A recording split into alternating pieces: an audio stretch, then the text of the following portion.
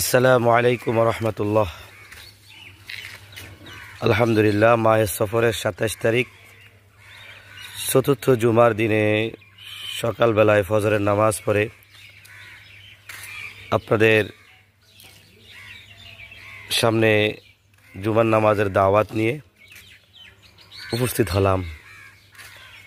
আজকে মাহে সফরের চতুর্থ জুমা অনুষ্ঠিত হবে ইনশাআল্লাহ 27 তারিখ। আমরা জুমার নামাজ এবং 5 ওয়াক্ত ফরজে আইন নামাজ, 5 ওয়াক্ত নামাজ সুস্থ মস্তিষ্ক জ্ঞান সম্পন্ন মুসলমান পুরুষেরা তারা মসজিদে এসে আদায় করবে, মা বোনেরা ঘরের এক কোণেতে বসে আদায় করবে। মুসলমান আমাদের সকলকে আল্লাহ পাক যাতে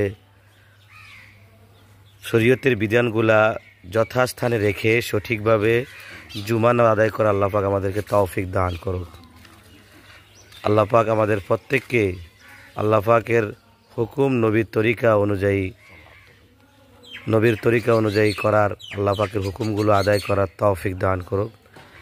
সকলে ভালো থাকবেন, ইনশাআল্লাহ দেখা হবে পরবর্তী কোনো বিষয়ে।